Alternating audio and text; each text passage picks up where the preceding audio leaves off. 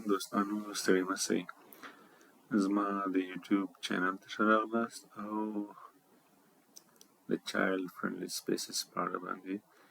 یو بلې معلوماتي ویډیو ته ښه راغلاست. نن پر دې باندې خبرې کوو چې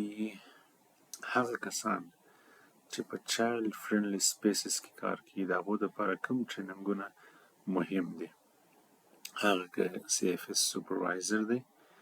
که سی اف اس فسیلیټیټر دی، سی اف اس انیمیټر او یا هم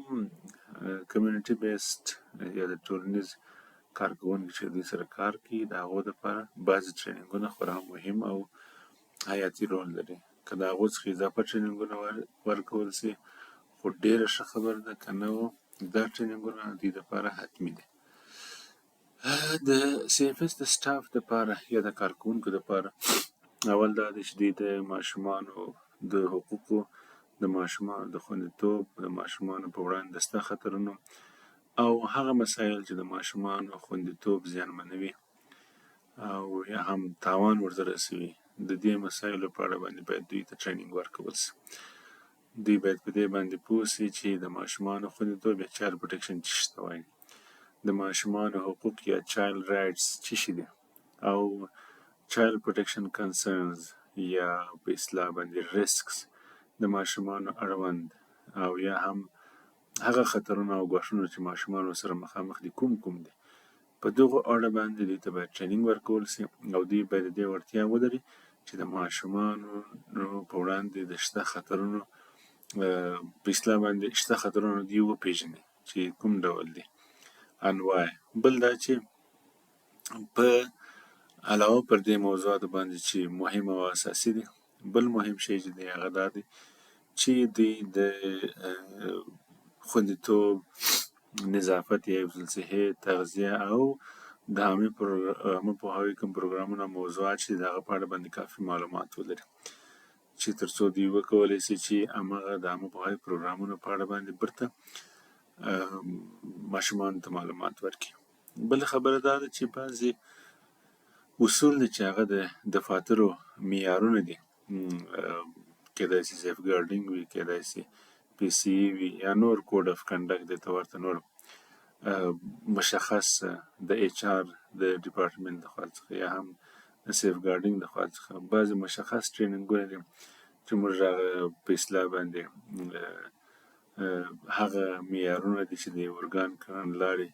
ټاکي او د هغه پر اساس باندې ټولې چارې مخته ځي. د هغو په اړه باندې باید دوی ته ټریننګ ورکول سي تر څو دوی په ټولو اصولو باندې پوه سي. د خطرو، ضرورت او ستونزو سره مخ ماشومانو پیژندنه، ریفر او خدماتو په اړه معلومات چې موږ تاسې په انګلیسي کې سیف ریکګنیشن او ریفرل ورته وایو، خوندي او مسونه پیژندنه او د هغو لیږد خدماتو ته په دې اړه باندې دوی ته ټریننګ باید ورکول سي. د پی اف ای په اړه باندې یا اولني رواني ټولنیز ملاتړ چې دی په دې اړه باندې او بعضې ساده رواني خدماتو چې مختلفو فعالیتونو د لارې څخه وړاندې کېږي د هغو په اړه باندې دوی ته باید ټریننګ ورکول سي. د کیس منیجمنټ په اړه باندې لږ معلومات او د ریفر په اړه باندې پوهېدنه ډېره زیاته مهمه ده او که د کیس منیجمنټ په اړه باندې ټریننګ هم ورکول سي مشکل نشته، مګر دوی کیس منیجمنټ نشي کولی، اما دوی باید پوه وي چې د کیس منیجمنټ هدف څه دي او په څه ډول باندې یو ماشوم ته کلي او جامع خدمات وړاندې کوي او دوی باید په دې باندې پوه وي چې زه څنګه او په کوم حالاتو کې کیس منیجمنټ ته ریفر کولی سم. او بل شی چې ډېر زیات مهم دی، باید د ماشومانو د کمیټو جوړول، د ماشومانو د ګروپونو جوړول په برخه کې باید دی پوهه او استعداد ولري، په دې باندې پوه وي چې زه کوم ګروپ ماشومان سره یو ځای کولی سم، نه سم یو ځای کولی، د ماشومانو کمیټې څنګه جوړېږي، څنګه پر مخ وړل کېږي، میټینګونه یې څنګه دایریږي او دې ته ورته نور مسایل. او بله خبره دا ده چې د کمیونیکیشن یا په اصطلاح باندې چې د کمیونیکیشن یو اړخ دی هغه ټولنیزې اړیکې دي، په دې اړه باندې باید دی لږ څه پوهاوی ولري. ټولنیزه هڅونه او ټولنیز فعالیتونه